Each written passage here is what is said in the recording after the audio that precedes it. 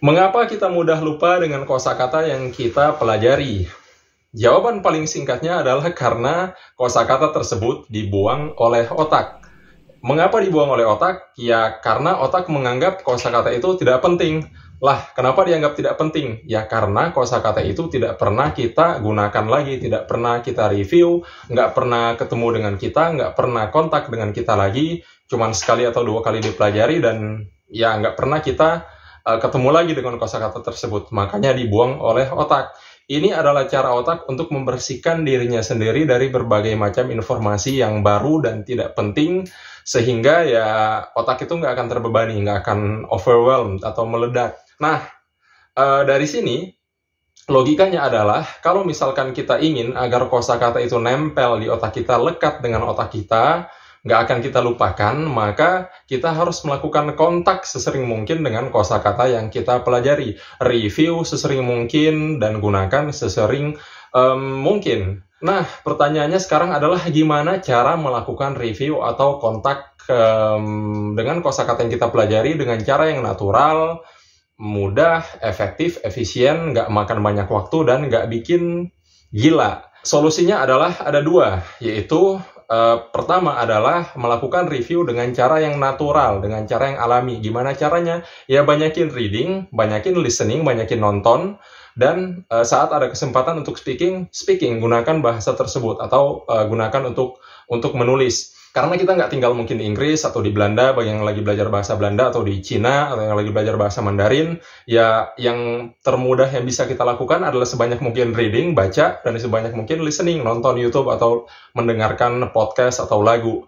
Dengan cara kayak gitu, kita semakin banyak reading dan listening, mengkonsumsi sebanyak mungkin konten dalam bahasa yang kita pelajari, kosakata tersebut akan terulang secara natural saat kita melakukan listening dan reading. Misalkan hari ini kita ketemu kosakata, katakanlah rice, nasi dalam bahasa Belanda.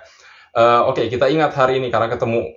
Besoknya kita ketemu lagi rice dalam konteks lain, kita lupa lagi, kita cari lagi artinya di kamus, kita ingat lagi. Besoknya ketemu lagi. Mungkin awal-awal kita masih akan lupa, tapi semakin sering kita review, kita ketemu dengan kosakata tersebut, maka dia akan tertanam dengan sendirinya di otak tanpa kita harus berjuang untuk menghafalnya. Nah, jadi ini cara yang natural ya, cara yang bisa diterapkan, digabungkan dengan keseharian. Kalau kamu suka baca ya banyakin baca. Kamu suka nonton ya banyakin nonton. Kamu suka dengerin podcast ya dengerin podcast. Suka musik ya dengerin musik dalam bahasa yang kamu sedang pelajari. Cara yang kedua adalah dengan menggunakan bantuan teknik menghafal. Ada banyak teknik menghafal yang aku tahu kayak mnemonics. Kemudian ada juga yang namanya, kalau nggak salah ya, solar system lah atau apa namanya. Dan ada juga yang namanya space repetition system. Nah, yang terakhir ini space repetition system atau SRS atau bahasa Indonesianya adalah sistem pengulangan berjangka, adalah yang aku sarankan karena ini yang udah aku coba dan aku rasa efektif, menyenangkan, mudah, nggak repot, dan ya hasilnya good gitu, bisa sangat membantu kita untuk menghafal kosakata.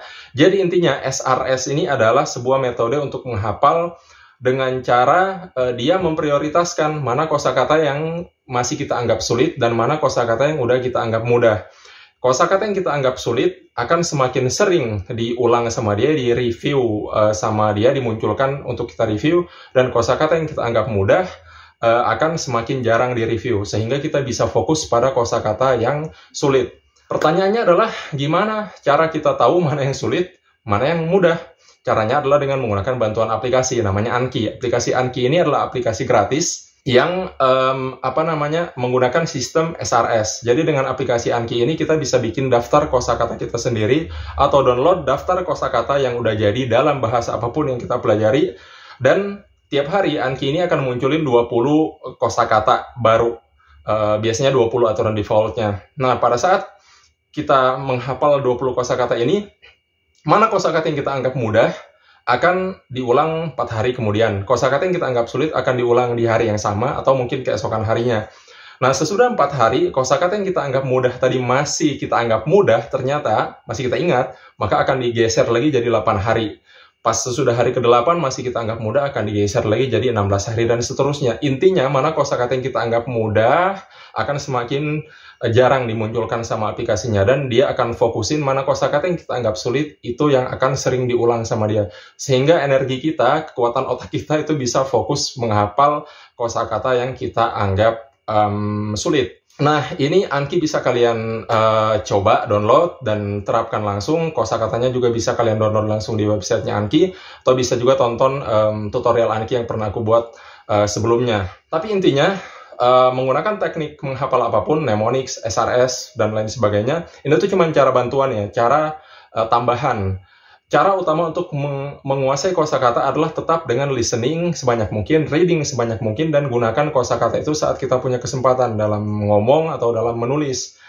Karena ya, kalau kita cuma menghafal kosakatanya tanpa pernah tahu dalam konteks reading, konteks listening apa itu digunakan, ya useless juga kan. Ya, kita cuma hafal tapi ya kita nggak tahu menggunakannya kapan. Jadi habiskan sebagian besar waktu kita dalam belajar kosakata itu untuk baca, mendengarkan, dan speaking saat ada kesempatan, dan sebagian sedikit waktu untuk menggunakan aplikasi untuk menghafal. Kalau kita pakai Anki itu nggak lama kok, sekitar 10-20 menit per hari itu kita udah bisa review puluhan hingga ratusan kosakata tiap harinya. Oke teman-teman, semoga ini bisa membantu masalah penguasaan kosakata kalian.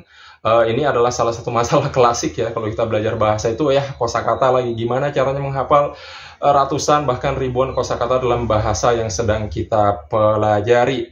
Oke, semoga ada gunanya. Terima kasih udah menonton. Heel veel bedankt, itu bahasa Belanda buat terima kasih, dan doei, sampai jumpa di lain kesempatan.